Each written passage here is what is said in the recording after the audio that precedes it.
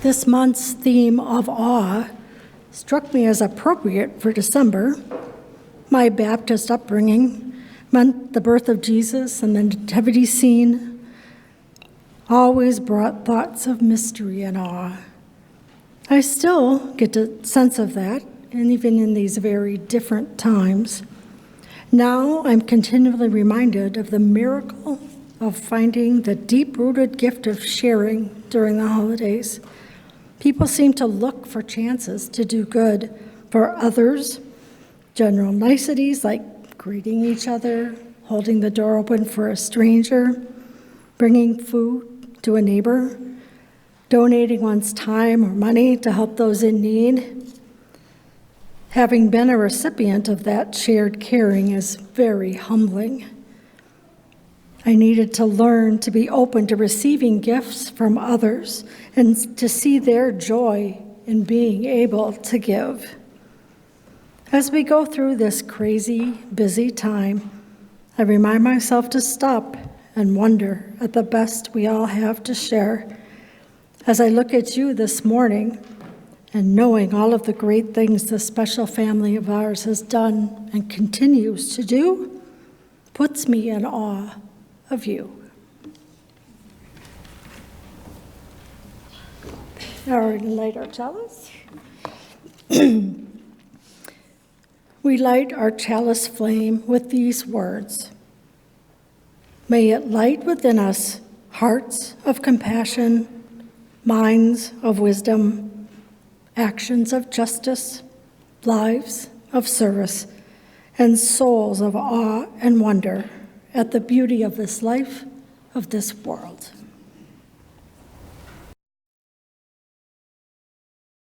Our first reading today is Why I'm in Awe of the Spiral by Thomas Santolello. When in the Science Museum I arrive at the overview of our galaxy with its tiny arrow pointing to you are here, which really ought to be we are here, and see that the 200 to 400 billion stars of our local cluster are drifting or chasing or dreaming each other in circles within milky circles. I can't help but think of those ancient paintings and engravings discovered all over our celestial body, of that one line which begins at whatever point it can and then curls outward or inward toward nothing anyone can define, the oldest shape revered by Aborigine and Celt, by mathematician and engineer and burning man reveler alike, and even accorded a place of honor among the mess of thought on my desk as a nifty paperclip of copper. But it's already there in the forest, in the florets of a sunflower crisscrossing with the precision of a logarithm, and in the pinwheel shape of the nautilus shell, and in the coiling neurons of the cochlea that let us tell Art Tatum from a 3-year-old's interpretation. Call it what you will, God's fingerprint, the soul unfolding through time, the passageway into the self. I can't help but admire, even fear, something as mundane as a flush of the toilet, when its swirling is a variation on our sidereal drift, our existential pain. And then there's that famous falcon turning and turning in a widening gyre, a portentous symbol of our own circling into some dread, some pernicious chaos we thought we had just escaped. One town burning, a decade behind us, a millennium before that, and into next week, next year, next whenever. And when the two of us took that winding road, an infinity of others had wound down before us and would wind down again, our spirits hushed by the crosses and bouquets at each dead man's curve and just burning in the dry heat to touch each other. Wasn't that a wondrous and terrible turning? The next reading is Singularity by Marie Howe. Do you sometimes want to wake up to the singularity we once were, so compact, nobody needed a bed or food or money, nobody hiding in the school bathroom or home alone, pulling open the drawer where their pills reside. For every atom belonging to me as good belongs to you, remember? There was no nature, no them, no test to determine if the elephant grieves her calf or if the coral reef feels pain. Vast oceans don't speak English or Farsi or French. That we could wake up to what we were when we were ocean. And before that, to when sky was earth, and animal was energy, and rock was liquid, and stars were space, and space was not at all, nothing. Before we came to believe humans were so important before this awful loneliness. Can molecules recall it, what once was, before anything happened? No I, no we, no was, no verb, no noun, only a tiny, tiny dot, brimming with is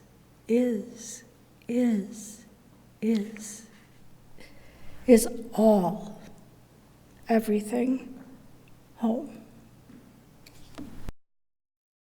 You likely know the maps. They're along the interstate or even some quiet highway. At the rest stop or some historical marker, there is some kind of board there or map with a tiny little arrow. You are here. As a kid, sometimes it almost seemed magical. I'd see it and go, how did they know? They're right. I am here.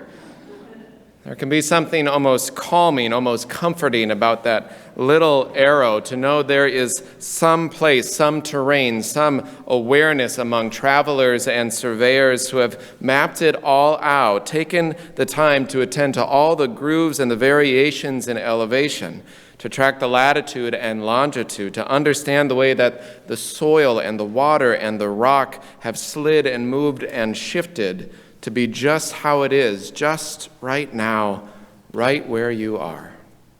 Or as Yogi Berra of the New York Yankees would say, which my father would often quote, no matter where you go, there you are.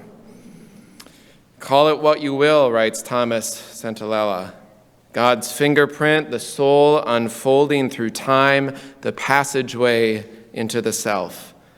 He says, I can't help but admire, even fear, something as mundane as a flush of the toilet when its swirling is a variation of our sidereal drift. This season, as we travel through the complexity of family gatherings and ancient traditions, weaving and winding through old stories and songs and rituals, to some that are familiar and comforting, to some, they are just odd or outdated. To others, they might even bring painful memories. To some, they're completely unknown. They've never heard them before. And this year, we are traveling within the terrain of our monthly theme here at church of awe. A-W-E, awe, like wonder, as compared to A-W-W, like for cute, cuddly things, awe. But awe, like wonder, is used in awful or awesome. And even in that brief example of two things with the same root of awe and very different definitions, shows the width, the variety of definitions of the word awe. The root meaning of awe relates to wonder and inspiration, but it also relates to fear and to dread. To be in complete awe is in some state of being awestruck, the sense of reverent awareness of the power or the vastness or immensity or spectacularness of something far beyond yourself. To be humbly aware of our place, as the poet says, where this tiny little arrow on this map trying to point to this tiny little place where our entire life is lived. There is depth and meaning in these words, and often, as we find every month with whatever word we're looking at, In our culture, we can easily gloss over deeper meanings of words and overuse casually without much intention words like awful or awesome. Urban Dictionary defines awesome as something that Americans use to describe everything. So true. Part of our practice here each month, why we take a theme to wrestle with and grapple with and reflect on, is to remember how important language is. How much power and depth or intention or lack thereof can be expressed in what words we use or we don't use, in expressing our own feelings or responding to others, in how we describe our own or someone else's identity. Language matters. How we pay attention to the words of identity and culture as they shift and change over time like everything does, and how sometimes along the way we can lose much of what we're trying to convey. We can lose ourselves a little bit in that process, in the changing terrain of wherever we are and how to describe it. And at the same time, one theologian speaks about the most early moments of our existence, the most early moments of our own individual life, perhaps like the very beginnings of the universe itself, the place where the everything seed resides. But in the formation of our awareness, the beginnings of our understanding of our world, our life, our surroundings, the little place we find ourselves, he speaks of our beginnings, that our very beginnings, from the first moments of air we draw, and perhaps earlier, we respond to the world around us and our little place in it with no words at all.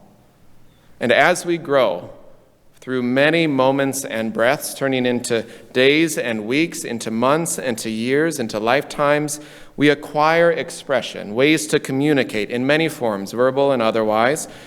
But so much of our earliest moments of expression are rooted in wordless gasps of wonder, like, ah. Then he speaks of how for the rest of our lives, the whole rest of our lives, as we've acquired ways to communicate, words and language, ways to analyze and categorize, ways to piece together this world with logic and study, so often, even as those practices of classification and discovery can be beautiful and wondrous and mysterious at their core, yet and still there's something within us, it seems, some beginning identity that always seems to be in search for those moments where we return to where we were before words, to moments of awe and wonder, wordless gasps of wonder like breath. Ah. It's like when a baby's face will light up when you dangle the keys to get them to smile for a picture. It's just like, ah. When do we still have those moments as we grow?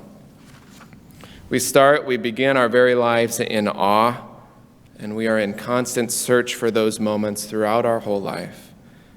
Because we try to piece together this world, but it is those moments that provide any deep meaning at all. And I think this world is filled with moments like that. But too often our familiarity gets in our way from recognizing it. We become too familiar with something or some experience or someone that aspect of wordless wonder escapes us. There's something between us, our categorizing it. As we enter into the growing and deepening winter, I'm remembering last year, out of the 450 or so blizzards or polar vortexes we had, thinking about how intense weather can be and invoke a deep sense of awe in its deepest forms. Now, I don't remember what I needed at the store during one of these vortexes, but clearly it was something very, very important.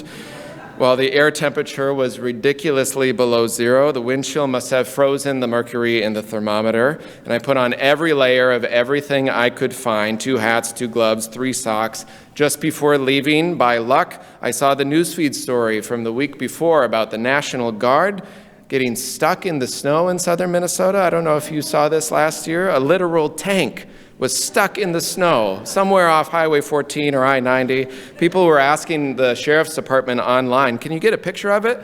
And the sheriff's department said, no, we can't get to it. It's stuck. But for some ridiculous reason, I decided, well, I'm going to go out there.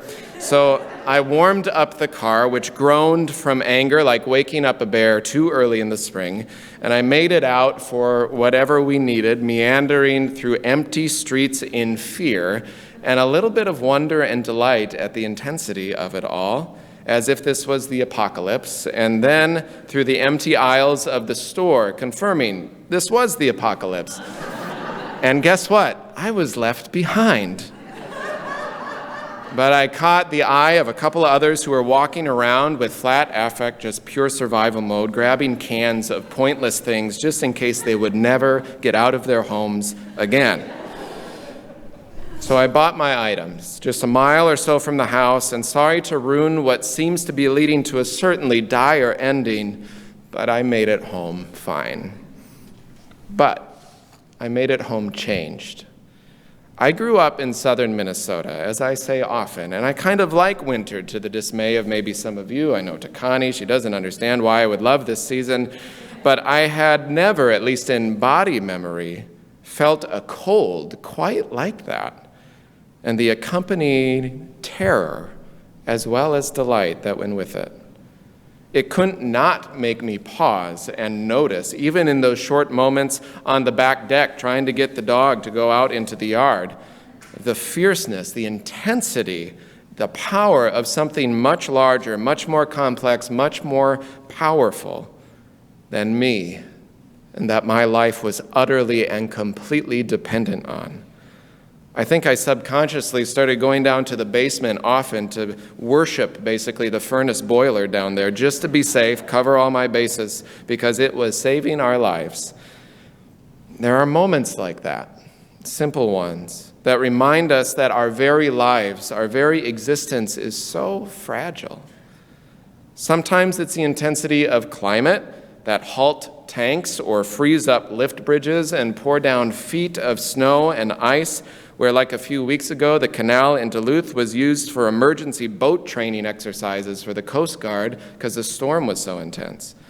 Sometimes the climate reminds us of this huge halting galaxy and our fragility and smallness in it. Sometimes our lives do that, just our daily lives. Remind us of the complexity of trying to be in right relationship with people, or the sheer complexity of our own thoughts or feelings, our mind, the atoms and molecules that hold us together, these tiny parts of our existence that make any existence possible at all. Perhaps it's the sheer fear of an immensely complicated and beautiful life and world and galaxy, an immensely complicated newsfeed and justice work and hope and despair and grief and joy that remind us we're not the center of the universe, thank God, nor are we in control of much, or sometimes it feels like hardly any of it, just the small pieces we can be. And yet, instead of leading toward deep loneliness for me, it reminds me, yet we are still part of it. We are connected to this vast mystery, this huge and immense, beautiful story of our beginnings coming from the same place as the stars that we gaze at in wonder. The deep waiting space, as Amy read in the story, where hidden was the tiniest point of something no bigger than a seed, although all those seeds were included in this everything seed, because that's what it became. That's what we became. We're part of everything. Our very lives, our very existence is an embodiment, a living, changing, growing expression of all that has been and a catalyst for all that what yet might be. We are, each of us, a living expression of the hopes and dreams and resilience of ancestors, and we are an embodiment of the creative possibility, stemming back to the Big Bang and bringing us to right here, right now, this moment, this breath. You are here, aren't you? And whether it is the wind that reminds you of that every day the earth holds your life in its orbit and has been holding life for millennia, or it's the moment that someone or something turns to you for nourishment or sustenance or guidance, and for a moment you hold their life in your very hand and heart. Maybe those are the moments that break us open, to move us past ego or false beliefs in superiority or control, that we've got it all together, that we are crafting this life completely on our own, which we know is not true. That we notice we are in relationship with something so much larger than ourselves, and that is a beautiful thing. And on this vast map of the universe, there is a tiny little arrow pointing to our life, as the poet writes, brimming with is all, is everything, is home. And we take a breath, or perhaps something takes our breath away, and without words, all we can offer is some wordless gasp of wonder, of wow, of awe that brings us back to our beginnings. Invite you, if you're comfortable, to join a hand next to you or place your hand on your heart. And breathe deep the breath of life. As immense and vast as it all is, our lives, this world, this galaxy, as small as we might feel, yet people have found a way to put an arrow on the map and say, you are here. Amen. Amen.